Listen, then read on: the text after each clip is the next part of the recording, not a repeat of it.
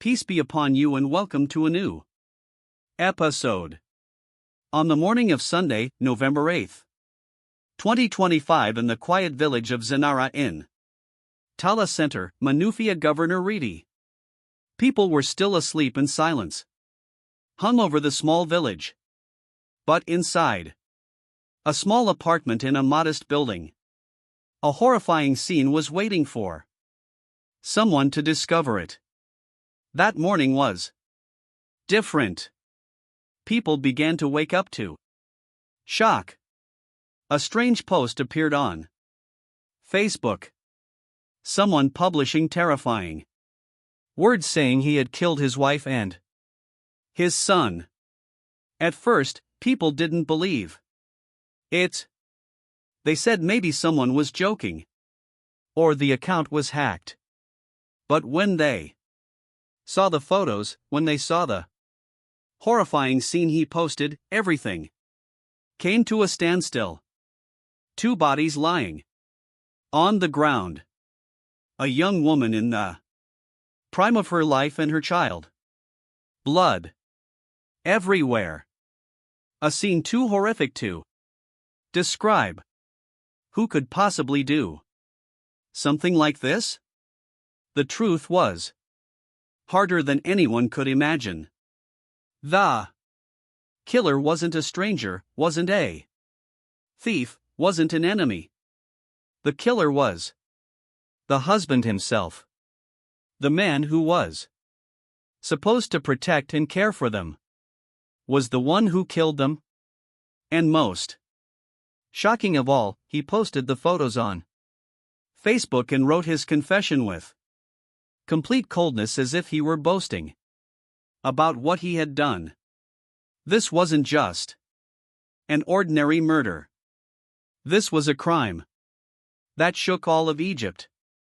A crime that made people ask, how did we get here?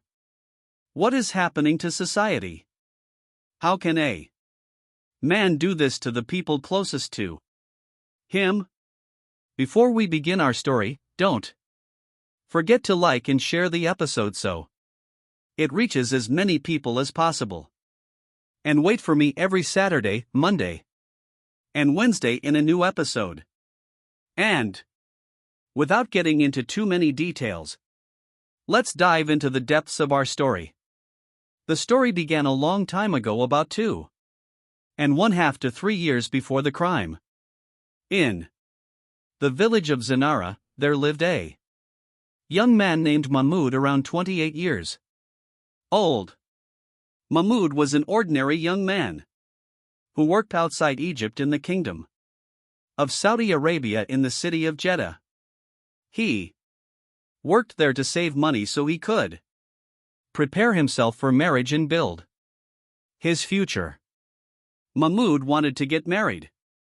And like any Egyptian young man, he was searching for the right bride. Many people suggested girls to him, but in the end he chose a girl from a village close to his own. A village called Ganzar, which also belongs to Tala Center. Her name was Yet El Nini, a young woman in the prime of her youth, only 21 years old. A.A.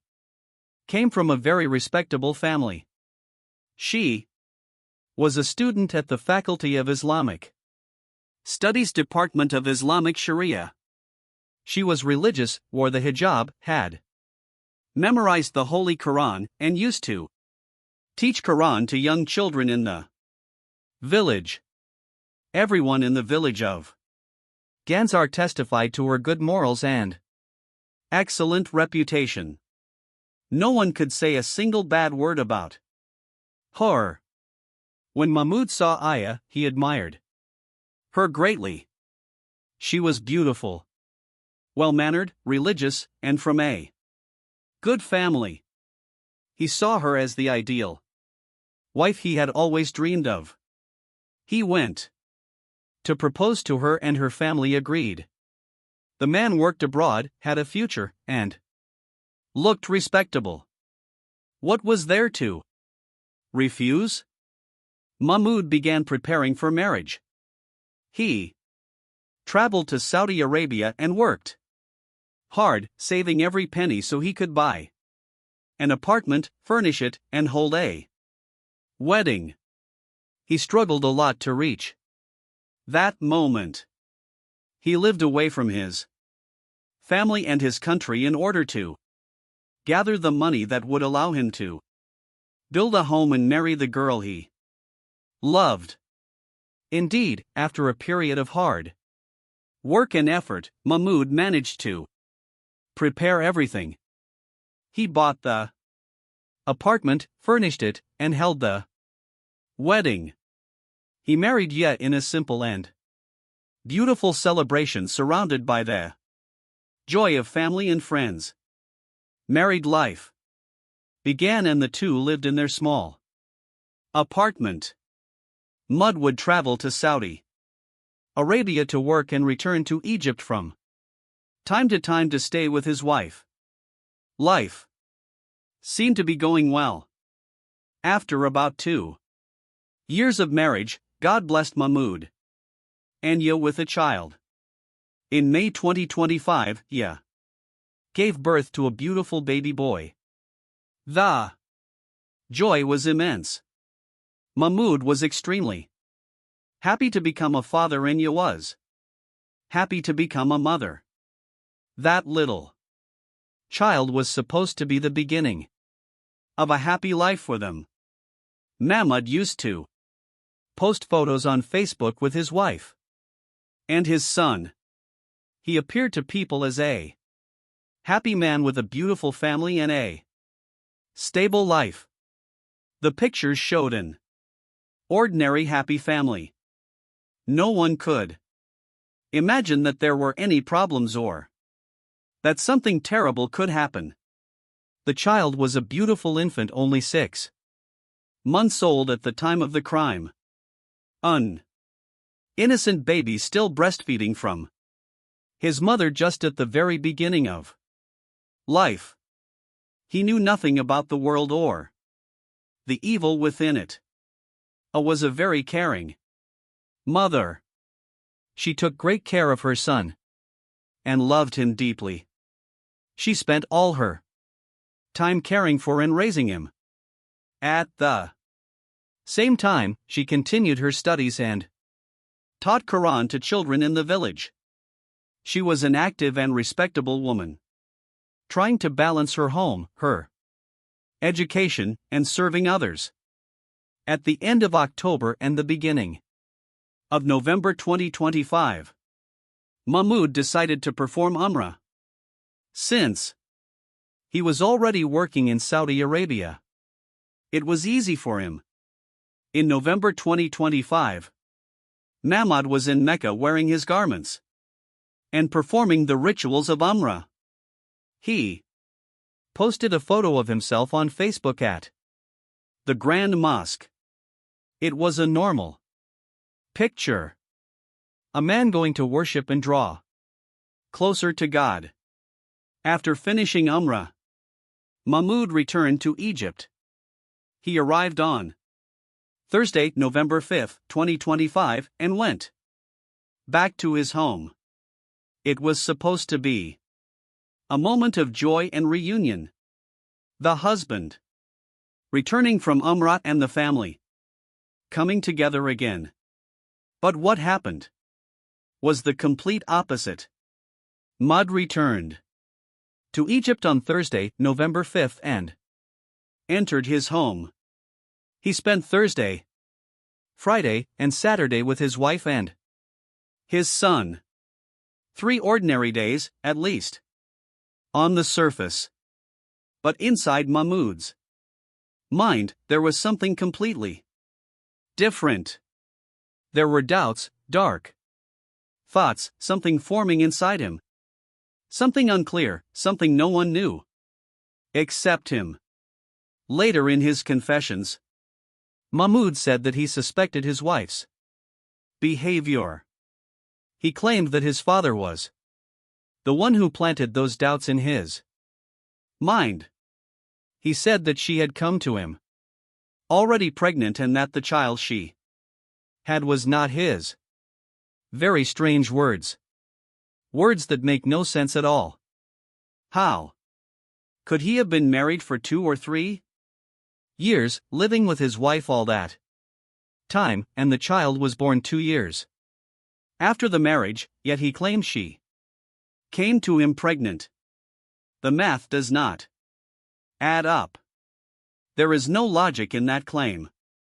But Mahmoud insisted on this idea. He was convinced, or claimed to be convinced, that his wife had betrayed him and that the child was not his.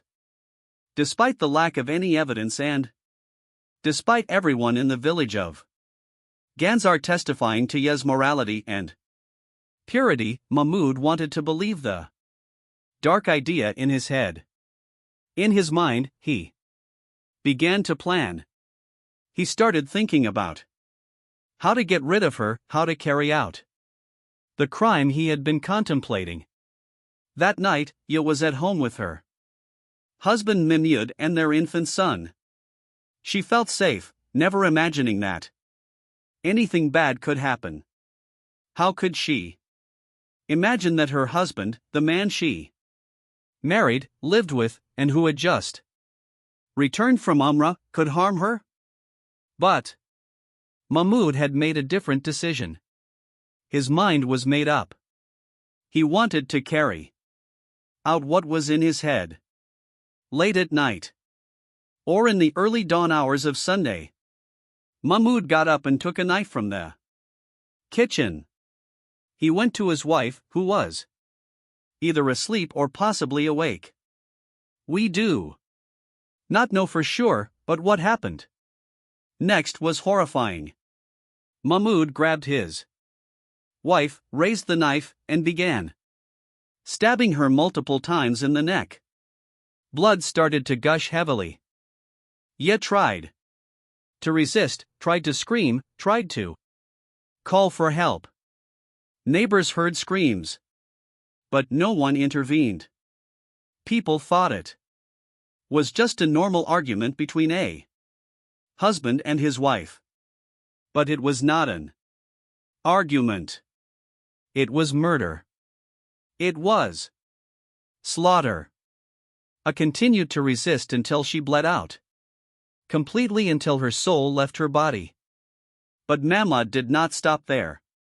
After finishing with his wife, he went and grabbed his son and stabbed him in the neck. The scene was horrific. Blood everywhere. The mother's body lying on the floor and her son's body beside her. An indescribable scene, one that sends shivers down the spine. After Mahmoud finished his crime, he should have fled, disappeared, tried to hide what he had done. But no, Mahmoud did something very strange, something shocking. He took his phone and photographed the bodies. He photographed his wife lying on the floor in a pool of blood, and he photographed his son. Then he opened Facebook, logged into his account, and posted. In the post, he wrote, "Guys, I'm done with my wife and my son. I slaughtered them. My wife came to me pregnant from her family's house." He uploaded the photos. Photos of the crime, photos of the bodies. When people saw the post, they were shocked. At first, many thought it was a joke or that the account had been hacked. It was impossible to believe that someone would post something like this on Facebook, but when they saw the photos, they knew it was real. The post spread at an unbelievable speed. People in the village began to talk. People in the village of Ganzar heard the matter, reached the Tala police station chief. After Mahmoud posted, he left the apartment door open and placed the key in the door from the outside as if he wanted people to enter and see what he had done. As if he was not afraid, as if he was proud of what he had done. And he sat inside the apartment waiting for the police to come and take him. When the post reached the Tala police station chief, he could not believe what he was seeing, but he had to make sure. He immediately sent the head of investigations and his assistants to the village of Zanara to Mahmoud's apartment. When they arrived, they found the door open and the key in the lock. They entered the apartment and were confronted with the horrific scene. Ya's body was lying on the floor beside her son with blood everywhere around them. A terrifying sight, so shocking that even police officers who had seen many crimes before were stunned. They found Mahmoud sitting inside the apartment, calm and unafraid, as if he had been waiting for them to arrive.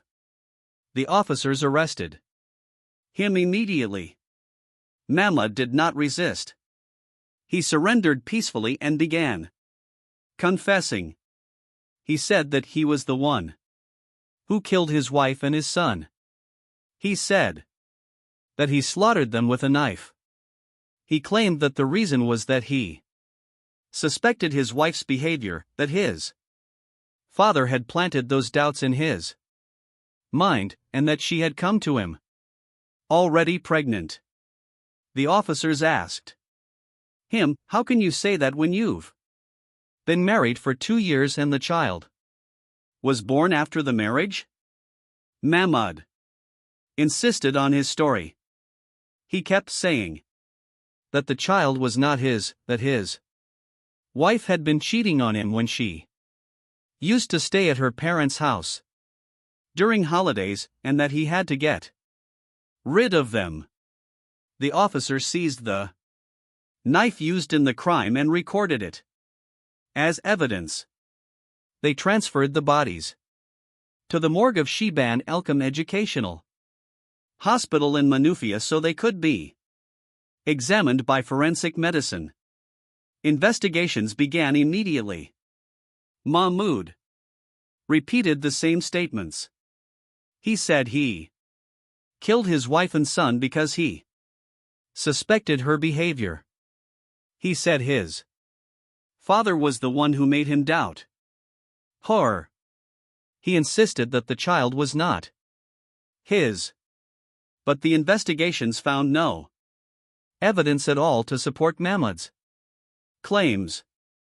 There was nothing to suggest that Aya had betrayed him.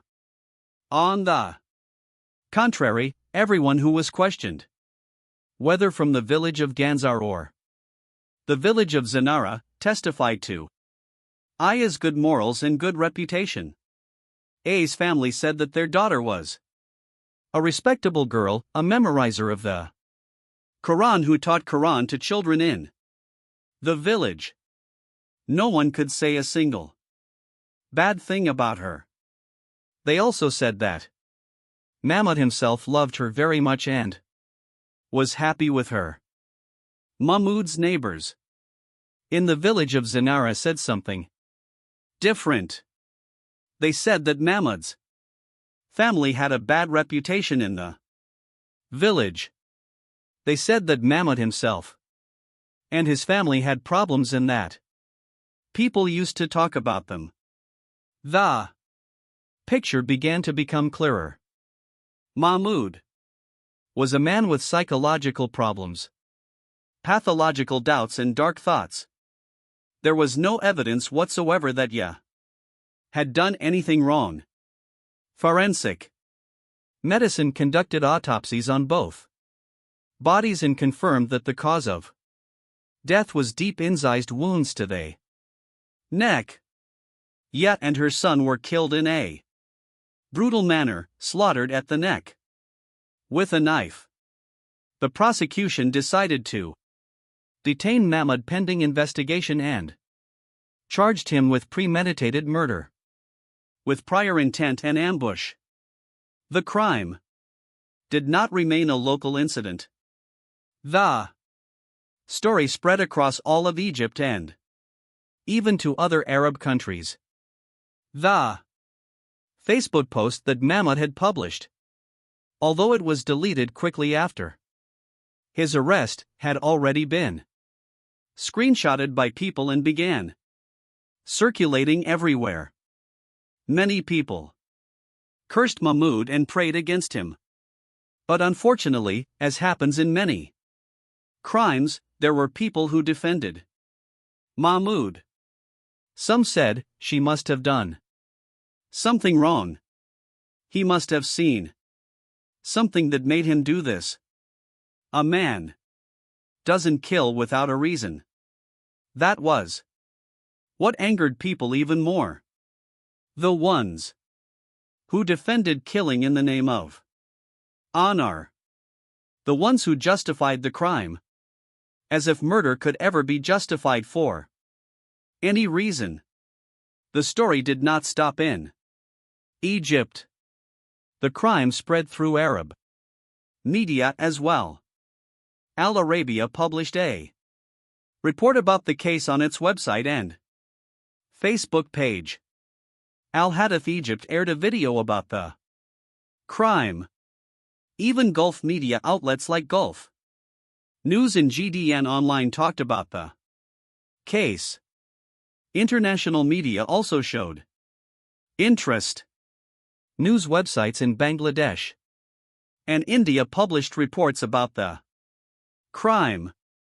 The case became a matter of public opinion not only in Egypt but across the entire Arab world. People in all Arab countries were talking about the crime. They said, this is not an ordinary crime. This is a horrific crime. This man is sick. This man is a criminal. On the other hand, people who knew Mahmoud in the village had a different perspective.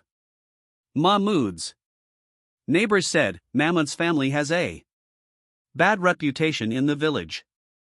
They had many problems. Mahmoud himself was a strange person. He got angry very quickly.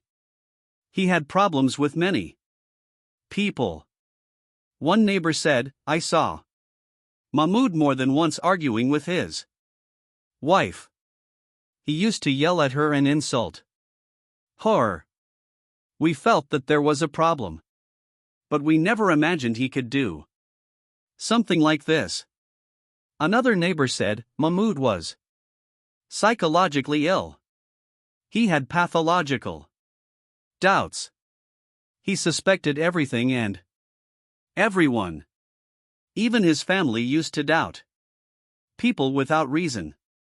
This is a family with psychological problems.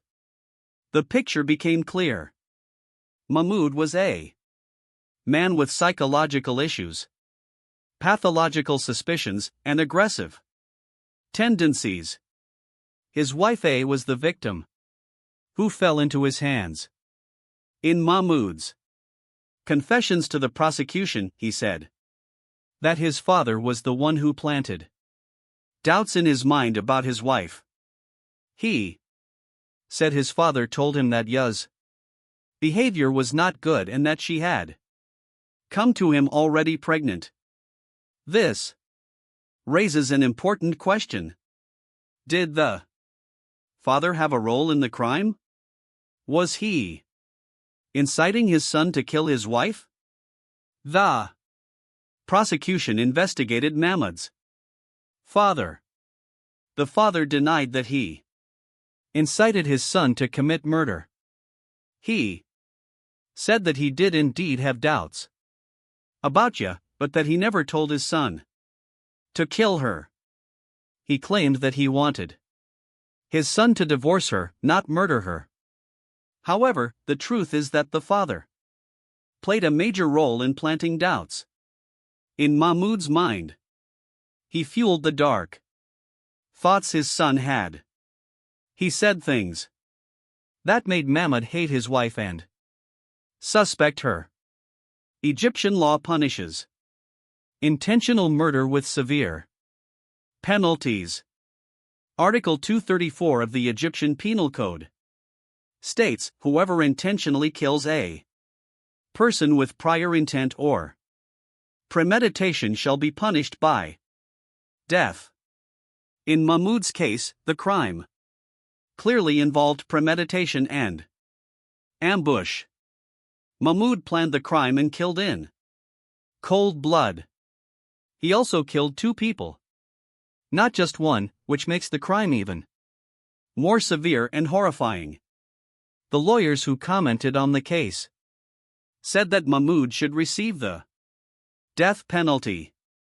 They said the crime was brutal and horrifying and there were no mitigating circumstances that could reduce the punishment. In Egypt, unfortunately, many killers receive lighter sentences when they claim the crime was honor-related. Judges sometimes sympathize with them and reduce the sentence. But human rights activists are demanding that this change.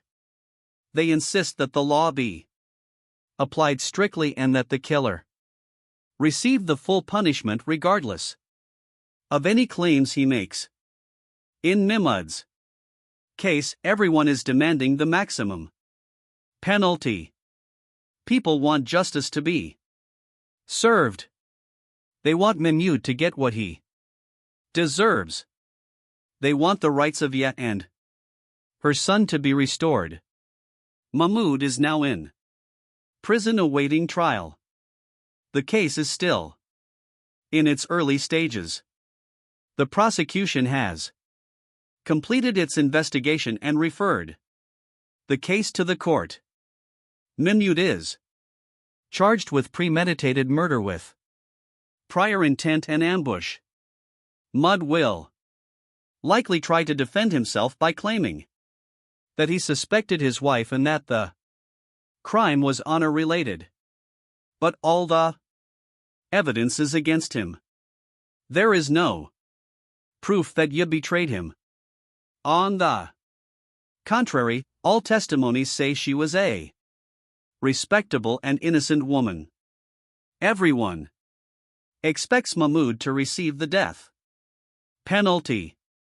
And with that, today's episode comes to an end. If this is your first time watching the channel, don't forget to subscribe and activate the notification bell so you receive all new updates. Stay tuned for a new episode. Goodbye.